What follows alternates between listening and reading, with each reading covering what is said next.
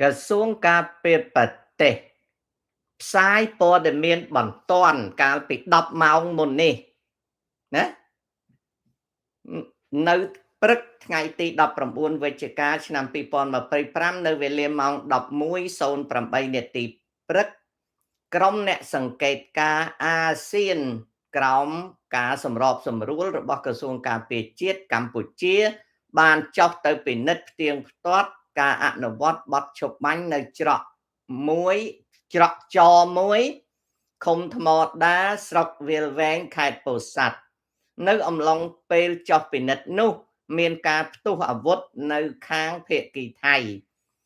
ដើម្បីសុវត្ថិភាពក្រុមអ្នកសង្កេតការណ៍អាស៊ានសម្រាប់ផ្អាកការចុះផ្ទៀងផ្ទាត់នៅតំបន់នេះនិងដកថយត្រឡប់វិញភាសាខ្មែរណាសូមគូសបញ្ជាក់ដែរថាគិតមកដល់ម៉ោងនេះស្ថានភាពមានសភាពស្ងប់ស្ងាត់វិញហើយនេះគឺជាភាសាខ្មែរជាមួយគ្នាមានភាសាអង់គ្លេស On the morning of the 19th November 2025 at 11:08 a.m. the ASEAN Observers Team AOT coordinated by the Cambodian Ministry of the National Defense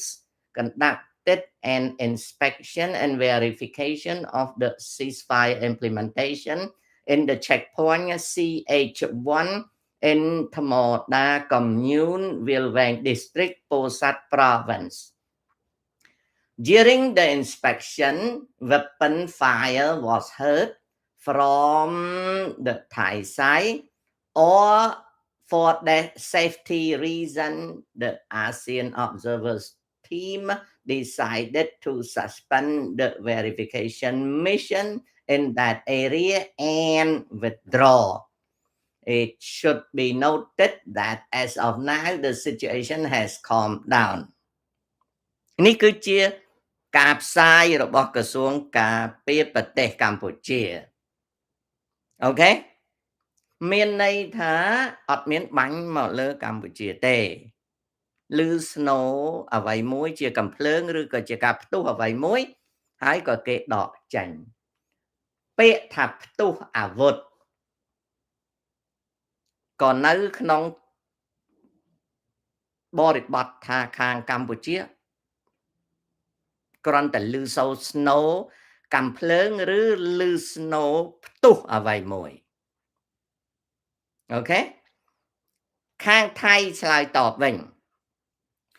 ថាខាងកម្ពុជាប្រើមធ្យោបាយជាល្បិចដោយបង្កើតការត្រួតពិនិត្យ AOT ខ្លែងបន្លំគេប្រើពាក្យខ្លែងបន្លំរួចបានណាដុតរំសេវឲ្យផ្ទុះដើម្បីបង្កើតសម្លេងហើយចោទថាថៃជាអ្នកបង្កឲ្យផ្ទុះទើបគេដកក្រុម AOT ដែលថៃហៅថាជាក្រុមខ្លែងបន្លំហ្នឹងទៅវិញបង្កើតព្រឹត្តិការណ៍ខាងថៃគេនិយាយអញ្ចឹងបងប្អូនមកទល់ពេលនេះវា10ម៉ោងហើយណាតើមានអ្វីប្លែកយើងមើល4ម៉ោងមុននេះណាអូខេ4ម៉ោងមុននេះ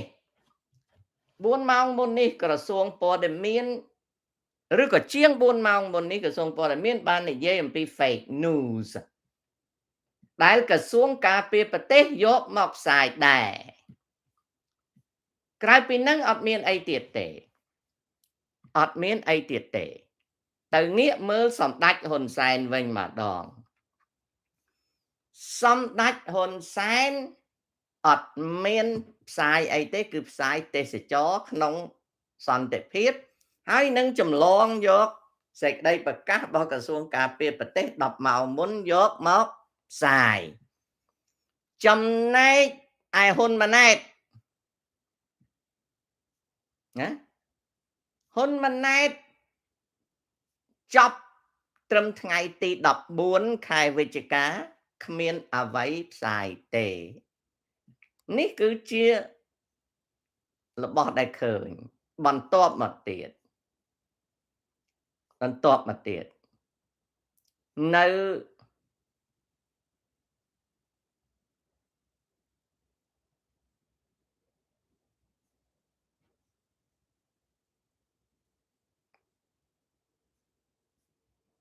នៅលើទំព័រណានៅលើទំព័រអដតី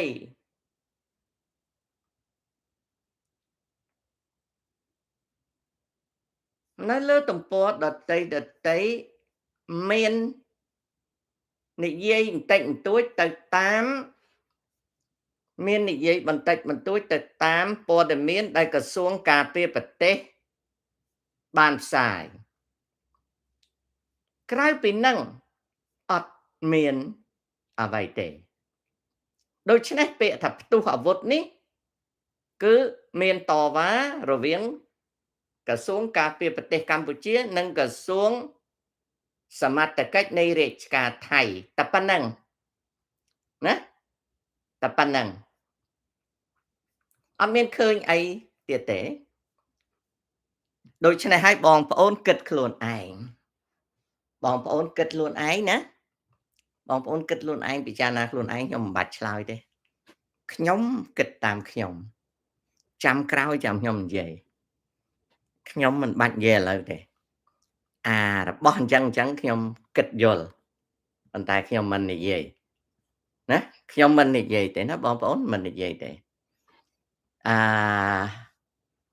បាននេះបុនយុគឬក៏បាននេះណាwhat do you think of Vietnamese prisoners escaping at firing I just don't care វាជាជំងឺពុកអលួយរបស់មន្ត្រីខ្មែរនិងពួកចោរកម្ម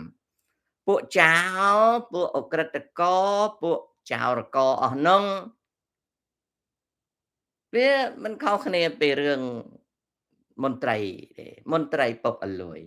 ហើយរឿងដែលភ្ញាក់ផ្អើលនិយាយថាមានមន្ត្រីប៉ូលីសអីយើងនឹងណាប៉ះពាល់ដល់អ្នកជាប់ចោតឬក៏អ្នកដែលគេចាប់បានភេទស្រីហ្នឹងណាបងប្អូនអើយបងប្អូនដឹងហើយតាំងពីលើដល់ក្រោមណាតាំងពីបាតក្រោមរហូតដល់លើរបស់ហ្នឹងវាអត់ដែលមានតលតសោះនៅក្នុងសង្គមជាតិយើងអត់មានទេអាពាក្យថាសិលធម៌នេះអត់ដែលមានទេពីលើមកដល់បាតក្រោមពីបាតក្រោមទៅដល់កំពូលលើវាអត់ដែលមានទេអាពាក្យសិលធម៌នេះវាមានតែគេនិយាយប៉ុន្តែវាអត់មានអនុវត្តទេពាក្យថាសិលធម៌ប្រែមកថាម៉េចប្រែមកថាវិន័យអត់មានទេដូច្នេះវាអត់មានប្លែកទេសង្គមមួយហ្នឹងវាអត់មានប្លែកទេវាអត់មានសិលធម៌ទេតាំងពីលើកំពូលរហូតមកចុះក្រោមវាអត់មានវិន័យទេវិន័យសិលធម៌គឺវិន័យប្រែមកជាភាសាខ្មែរស្រួលស្ដាប់ថាវិន័យអត់មានវិន័យទេទាំងស្ដាច់ទាំងរាទាំងក្រហោះទាំងបបជិតមានន័យថាទាំងអ្នកបួសក៏វាអត់មានវិន័យដែរណាស្រុកខ្មែរមានកដាស់គេសរសេរហៅរដ្ឋធម្មនុញ្ញកដាស់គេសរសេរហៅតែច្បាប់កដាស់គេសរសេរហៅថាស្អីសិលធម៌វិជ្ជាជីវៈអីគេមាននៅលើកដាស់ក៏ប៉ុន្តែវាអត់មាននៅលើការអនុវត្តទៀងទាត់ទេវាគ្មានលើការអនុវត្តទៀងទាត់ទេ there is no regular implementation វាអត់មានទេវាអត់មានហើយក៏វាអត់មាន checks អត់មាន inspection អត់មានអ្នកណាមកត្រួតពិនិត្យទេអត់មានទេដូច្នេះហើយរឿងផ្អើលនៅក្នុង Facebook អីរឿងធម្មតាវាមិនខុសគ្នាទេដោយច្បាប់ឯកពន្ធភាពអីចេះតែដាក់ទៅដើម្បីយកទោសគ្នាគេបង្កើតអាហ្នឹងដើម្បីរករឿងរ៉ានរិទ្ធខ្មោចរ៉ានរិទ្ធអីណាគេធ្វើទៅស្រុកខ្មែរណាដែលអនុវត្តច្បាប់មកឥឡូវស្រុកគេហៅកម្ពុជាហើយគេមិនដែលគោរពច្បាប់គោរពរដ្ឋធម្មនុញ្ញអីទេដូច្នេះហើយរឿងហ្នឹងវាមិនមែនជារឿងថ្មីទេអូខេកូន